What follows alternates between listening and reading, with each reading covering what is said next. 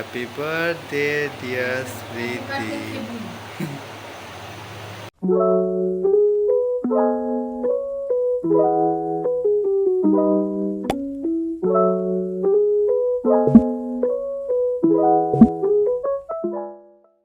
Hello, good morning সবাইকে। আজকের ব্লগটা বড় ব্লগ হতে চলেছে সবার জন্য। তো সকাল সকাল আমি একদম রেডি হয়ে চলে এসেছি যোগা ক্লাস। আর আপাতত কেউ আসেনি, একজনই এসেছিল। তো আমি ভালো করে ম্যাটটা এখন পেতে নিচ্ছি আর নিজের জায়গাটা সেট করে নিচ্ছি। নাহলে এত ভিড় হয়, কে কোথায় বসবে বুঝতে পারা যায় না। তো আমি সমস্ত কিছু হাতের কাছে ঠিকঠাক করে রেখে দিচ্ছি। আর আমার এই ব্যাগের একটা ফিতে টাইপের ছিল, কেমনি খুলে গেছে। তো সবাই এখানে আসেনি, আর সামনে ওখানে একটা আন্টি ওই সামনের যে ম্যাটটা আছে ওটাই পাচ্ছিল।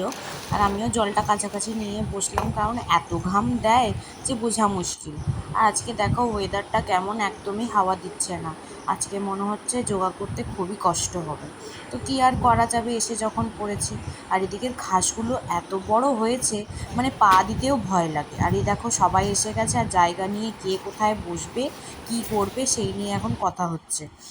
তো লাস্টে যে এসছে উনি বললেন আমি মিডিলেই বসে যাব, একা, অসুবিধার কিছু নেই। তো তারপরে আমরা স্টার্টও করলাম আমাদের ওয়ার্কআউট করা, মানে যাকে বলে যোগা করা।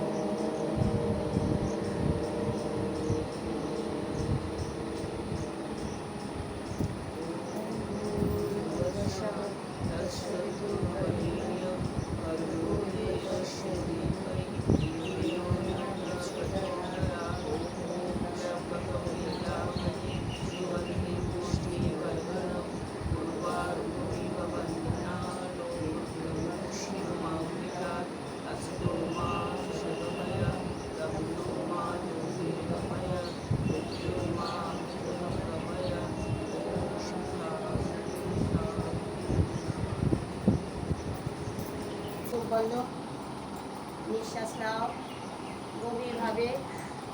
উঁচু শরীরকে খাটিয়েছিস, ভেতরটা ফুল গরম। অক্সিজেন ঢোকাও, গভীরভাবে নিঃশ্বাস নাও, নিঃশ্বাস ছাড়ো। আনন্দ করে নাও, নিঃশ্বাস নাও, নিঃশ্বাস ছাড়াও।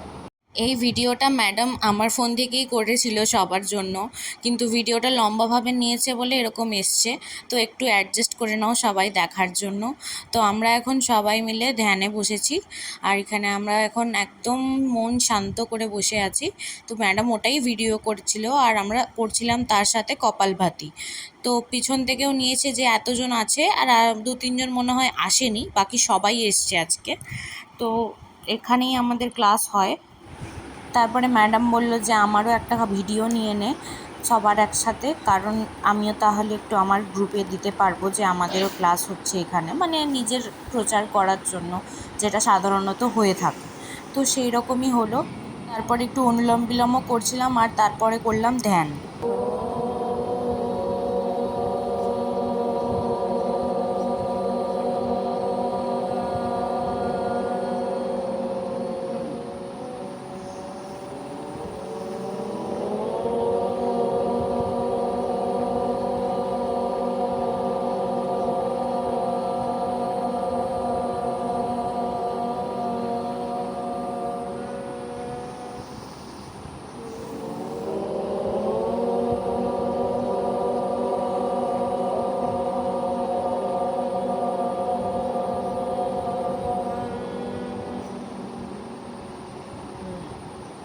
হ্যাঁ, 2 মিনিট। আজকের মতো ক্লাস শেষ, আর আমরা সবাই এখন বাড়ি যাব। তাই জন্য আমিও ম্যাটটা গুছিয়ে নিয়ে যাচ্ছি রাখতে, আর এই ঘাসগুলোর মধ্যে দিয়ে। আর এই সকালবেলায় ওয়ার্কআউট করতে আসা, বা যা বলবে যোগা করতে আসা, যাই করতে আসার জন্য আমার যাই হোক, মানে এই মুহূর্তে এই লাস্ট 1 মাস ধরে রাগ একটু কম হচ্ছে। তো আমার এটা ভীষণ ভালো লাগছে, মানে আমার মন ভীষণ শান্ত হয়ে যাচ্ছে সকালবেলা থেকেই। আর এই দেখো গেটটাকে লাগিয়ে দিয়ে চলে গেছে। তো এটাকে খুলে এর ভেতরেই আমরা এখানে ম্যাট রাখি, তো এখানে সবাই আস্তে আস্তে এসে ম্যাটগুলো রাখবে। আর এই দেখো, এটা হচ্ছে আমাদের জায়গাটা যেখানে আমরা যোগা করি। এটা হচ্ছে নিউ টাউনে রয়েছে। তো কেউ যদি আমাদের খড়গপুর থেকে কন্ট্যাক্ট করতে চাও নিশ্চয়ই করতে পারো, বা আমার সাথে কথা বলতে পারো, তাহলে আমি নাম্বার তোমাদেরকে প্রোভাইড করে দেবো। তো আমরা মিডিলের এই রাস্তাটা দিয়ে যাচ্ছি, কারণ এদিকটাতে এখন মোটামুটি এখানে কাকড় আছে বলে, ঘাস নেই বলে অতটা ভয় নেই। আর বাইরে সবাই স্কুটি রেখেছে, আর আমারটা দেখো সবার শেষে, কারণ আমি সবার ফার্স্টে আসি। তো কিছু করার নেই, সবাই বেরোবে তারপরে আমায় বেরোতে হবে। তো আমি বাড়ি এসে গেছি, আর বাড়িতে এসে একটুখানি হালকা ফ্রেশ হয়েছি, পুরোপুরিও ফ্রেশ হয়নি, স্নান করতে হবে। তো পায়ে জল টল দিয়ে এখন একটুখানি এলাম এখানে আমার ঘরে। তারপরে আবার এখন যাচ্ছি ডাইনিং টেবিলের দিকে, কারণ মা বললো যে চা বানাচ্ছি, চা খাবি, খেয়ে তারপরে স্নান করতে যাবি। তো চা এসেও গেছে, আর চায়ের মধ্যে আমি এখন বিস্কুট ডুবিয়ে খাবো, কিন্তু এই বিস্কুটের ঢাকনা খুলতে গিয়ে আমার অবস্থা খারাপ হয়ে যায়, এতটাই। তো এক হাতে খুলতে পারে না, দু হাত দিয়েই খুলতে হয় এটাকে আমাকে টেনে টেনে। তো চায়ের পর বিস্কুট বার করেছিলাম, আর একটুখানি খেলাম। আর এই বিস্কুটটা আমার এত ভালো লাগে, আমি 2-3টে করে খেয়ে ফেলি, আর একটু হালকা পেটটাও ভরে যায় সকালবেলায়। তো তারপরে আমি স্নান করে গেলাম একদম ঠাকুরকে ধূপ দিতে। আর আজকের দিনটা তো আমার জন্মদিন, সেই কারণের জন্য আমি একটুখানি ঠাকুরকে ধূপ দেব, আর বাবা, ঠাকুমা, দাদু সবাইকে একটুখানি ধূপ দিয়ে ভালো করে প্রণাম করব, যাতে আমার সারা বছরটা ভালো যায়, আর আমি যাতে আরও বড় হতে পারি, আরও ভালো ভালো কাজ করতে পারি, আর আমার তাড়াতাড়ি যাতে অনেক ভালো ইনক্রিমেন্ট হয়, সেটার জন্যই আমি ঠাকুরের কাছে, আর বাবা, ঠাকুমা, দাদু সবার কাছে আমি এই আশা নিয়েই আজকে ঠাকুরের কাছে পুজো দিতে গেলাম।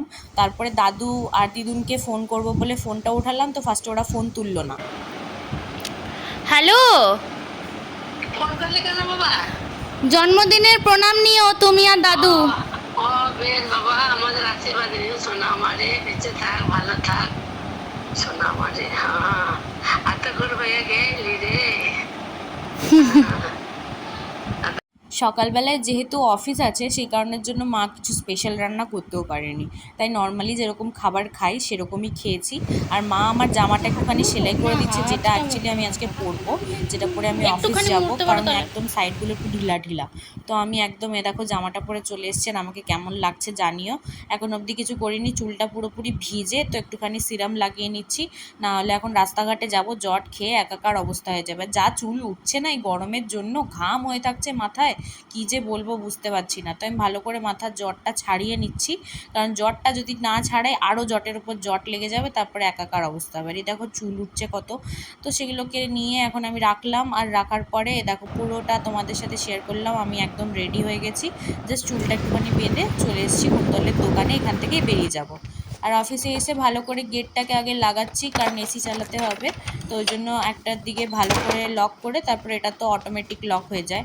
তো তারপরে লাইটগুলো জ্বালালাম, আর ভেতরটায় লাইট টাইট জ্বালিয়ে রাখে না যারা কাজ করে, কেন যে করে বুঝতে পারি না, লাইটটা জ্বালিয়ে রাখাটা দরকার আছে। তো লাইট জ্বালিয়ে তারপরে জানলাটা বন্ধ করতে গেলাম, কারণ এগুলো বন্ধ না করলে তো এসির হাওয়ার কিছু কাজই দেয়। তো এগুলো একটু ভাঙা ফোটা আছে, সেই কারণে এই পর্দাটা এদিকটায় দিয়ে দিলাম। আর তারপরে গেলাম কম্পিউটার রুমে, তো ওখানে গিয়ে ওয়াইফাইটা অন করতে হবে, কারণ বাড়িতে যদি মাকে ফোন করি তো এখন মা ফোনে কথাই শুনতে পাবে, ওয়াইফাই কানেক্ট করে দিলে এখন ঠিকঠাক করে কথা শুনতে পাওয়া যায়। তো আমি আবার যাচ্ছি ওইদিকে জানলাটা বন্ধ করতে। তারপরে আমার সমস্ত জিনিস নিয়ে এখন আলমারির ভেতরে ঢুকিয়ে রাখি, এই আলমারিতে, এটা হচ্ছে আমাদের এই সমস্ত জিনিস রাখারই জায়গা।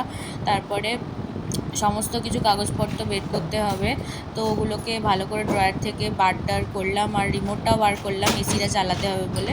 তো কাগজগুলো বের করার আগে আমি ভালো করে আগে রিমোটটা নিয়ে এখন যাচ্ছি এসি চালানোর দিকে।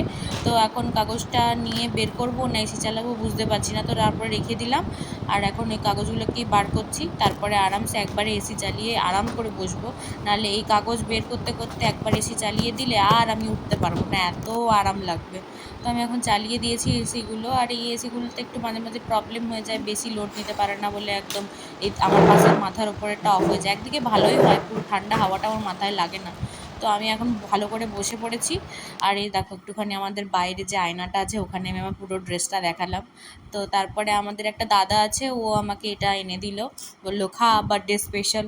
তো এটা কিউইর জুস আর কি, কিউইর যে বীজগুলো আছে এটা পুরো এর মধ্যে রয়েছে। তো আজকে একটু তাড়াতাড়ি আমি টিফিন করে নিচ্ছি, আর মা হচ্ছে আজকে ভালো একটা টিফিন দিয়েছিল আমার ফেভারিট, সেটা হচ্ছে পাস্তা। তো সেটাই আমি এখন খাচ্ছি। আর কেউ অফিসে যেরকম নেই, তো সেই কারণে অসুবিধাও নেই। তো খেতে পেতেও বেশ ভালোই হয়েছিল। আমি একটু বেশি করে জলও খেয়ে নিচ্ছি, কারণ জলটা ঠিকঠাক করে না খাওয়া হলে না এই গরমে ভীষণ প্রবলেম হচ্ছিল। তো তারপরে আমাকে বড়বাবু বললো যে অ্যাটেন্ডেন্স খাতাটা তুমি রেডি করো। ওটা যেহেতু এই জুন মাস পড়ে গেছে, তো আগেরগুলোতে রেডি হয়েই ছিল, কিন্তু এটা আবার রেডি করতে হবে। আমার তো দেখো সাইনই করা হয় না, কী যে বলবো। তো আবার নতুন করে রেডি করতে হবে। তো সবার নামগুলো আমি একটু দেখে দেখে লিখছি, কারণ এখানে সব বড় হাতের লিখতে হবে। এবার বড় হাতের আমি ভুলে যাব সব, মানে একটার পর একটা ভুলে যাবো, ওই জন্য দেখে দেখে দেখে দেখে একদম ঠিক করে লিখছি। ফার্স্টে হচ্ছে তরুণ সরকার, তো সেটা আমাদের হেড ক্লার্ক। তারপরে হচ্ছে কপিল সুব্বা, সে আমাদের অ্যাকাউন্টেন্ট।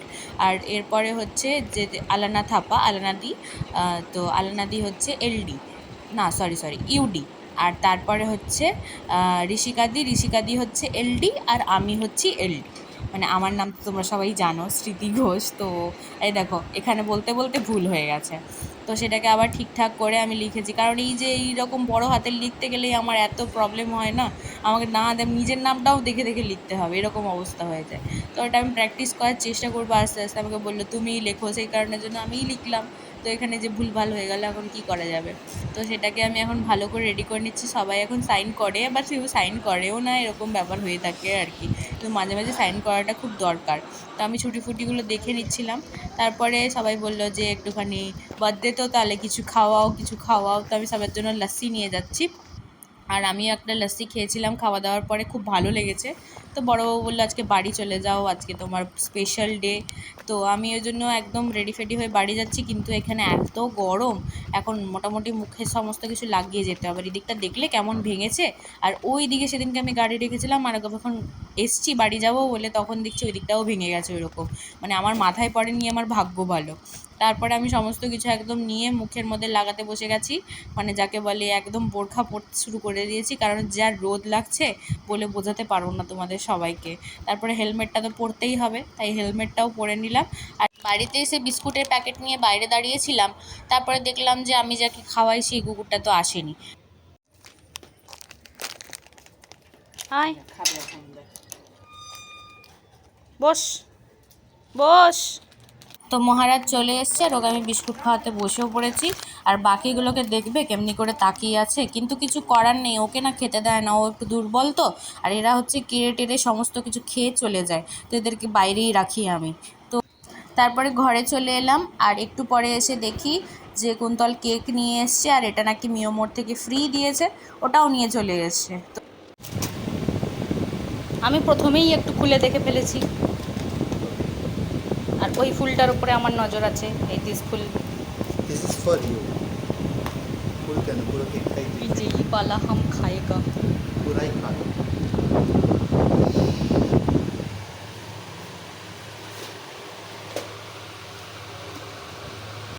আমাকে বলছিল দেবো, আমি বললাম না বাবা, বেকার হবে। ফুট করে ফেটে যাবে বাবা, দরকার নাই।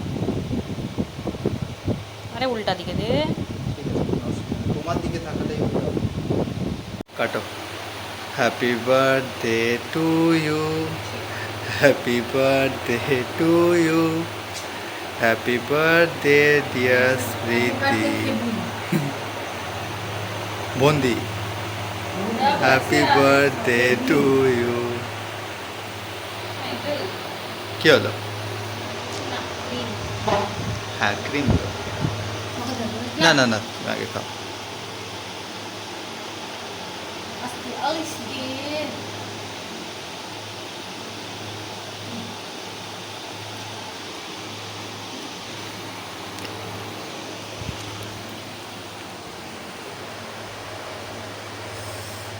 আরে খাওয়া ঠিক করেছি।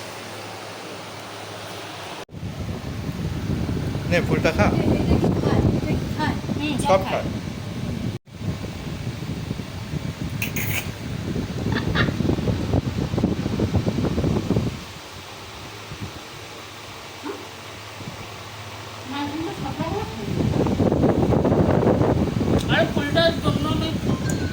তারপর পায়ে পরার একটা জিনিসও আমাকে গিফট করেছিল, এটাকে কী বলে আমি তো জানি না, একটা পায়েই পরার জন্য। তো এটা আমার তো ভীষণ পছন্দ হয়েছিল। আমি অনেক দিন আগে ওকে বলেছিলাম যে এরকম একটা জিনিস আমি কিনবো, দেখতে খুব ভালো লাগে, একটা পায়ে পরে। তো ও সেটা মনে রেখে কিনে নিয়ে চলে এসেছে। তারপরে আমরা বেরোলাম আর দুজন মিলে যে খেতে যাব। আর ইন্দাবাজারে এত ভিড়, কেন বুঝতে পারছি না, এত ভিড়, এত রাত হয়ে গেছে তারপরেও। তো এখন হাতিগোলা পোল দিয়ে যাচ্ছি, এই দিকটা কিন্তু খালি আছে, এদিকে এতটা ভিড় নেই। তারপরে আমাদের একদম ফেভারিট রেস্টুরেন্ট, যেখানে আমরা খেতে এত পছন্দ করি, সেখানেই আসলাম, চেরি ক্যাফে। তো এখানে প্রত্যেকটা স্টাফ বাইরে যে বসে আছে ওয়েলকাম করার জন্য, কি ভেতরে যারা খাবার সার্ভ করছে, কি ম্যানেজার যারা আছে, প্রত্যেকের ব্যবহার ভীষণ ভালো, মানে ভীষণ একদম হাম্বল, একদম কি বলবো, যেভাবে আন্তরিকভাবে কথা বলা যায় সেই রকম। তো এই দেখো এখানে লোগোটা দেওয়াই আছে ক্যাফের। তো তারপরে আমরা খাবার অর্ডারও করেছিলাম, আর ভেতরের অ্যাম্বিয়েন্সটা তোমাদের সবার সাথে শেয়ারও করছি। এত সুন্দর, কিন্তু আজকে এত ভিড় কেন বুঝতে পারছি না। আর ওই ভেতরে ওদিকে না একটা মোটামুটি মনে হচ্ছে এঙ্গেজমেন্ট পার্টি হচ্ছে। এখানে এইসবের জন্য সবাই দেখি যে বুক টুক করে, কিন্তু কি বলতো, জায়গাটা অনেক শর্ট, আর বাইরে এত লোক বসে খাবে আর ভেতরে তুমি এরকম একটা এঙ্গেজমেন্টের মতন একটা পার্টি করবে, তো সেই জিনিসটা আমার তো পার্সোনালি কেমন লাগে। আর দেখো কত লোক খাবার নষ্ট করে, মানে কিছু বলার নেই, সব দেখে এত খারাপ লাগে না, আমার তো এইসব আসেই না। তো আমরা একটা কি মাশরুমের একটা পকোড়া টাইপের ছিল, ওটা একটা অর্ডার করেছিলাম। তো ওটা খেতে খেতেই বাইরের দিকটা দেখছিলাম আর ভেতরের দিকটাও দেখছিলাম, সব জায়গাটা খুব নিখুঁতভাবে গোছানো সাজানো। এখন অবধি সেরকম ভিড়টা হয়নি, কিন্তু মোটামুটি ভালোই ভিড় রয়েছে। তো কি করব, এখন আমরা আস্তে আস্তে খেয়ে নিচ্ছি। আর আমরা খাবার অর্ডার করেও ফেলেছিলাম আমাদের জন্য, পনির কুলচা আর পনির ভর্তা। তো সেটাই আমরা এখন খেলাম, আর এটা আমাদের অল টাইম ফেভারিট। এটা মনে হয় আমরা সরস্বতী পুজোর সময়ও এসে খেয়েছিলাম সেম খাবার, এত ভালো খেতে কি বলবো। তো এখানে এসছিলাম যে হাতটা ধোবো বলে, আর এখানে একটা কাকু এসে দাঁড়িয়ে আছে। তো ভালো করে ভিডিও ফটো নিতেই পারলাম না, তারপর বাড়ির থেকে বেরিয়ে গেলাম। আর মাদের জন্য খাবার প্যাক করে নিয়েছি। তো ওখানে ঘরে গিয়ে সবাইকে দিয়ে দেবো, ওর বাড়িতে নিয়ে চলে যাবে, আমি আর যাব না ওখানে দেওয়ার জন্য। আর আমি আমার বাড়িতে দিয়ে দেবো। আর এখানে এত ভিড় ছিল, সমস্ত ভিড় চলে গেছে, একদম ফাঁকা হয়ে গেছে রাস্তা। তখন মনে হয় রাত্রি 9:40 সামথিং হবে, অতটা ঠিক মনে করতে পারছি না। তো তারপরে আমি চলে এলাম বাড়ি, আর একদম টায়ার্ড হয়ে গেছি, সকাল থেকে এরকম ঘুরে বেড়াচ্ছি চরকি পাকের মতো। তো চলো আজকের মতন ভিডিওটা এখানেই শেষ করছি।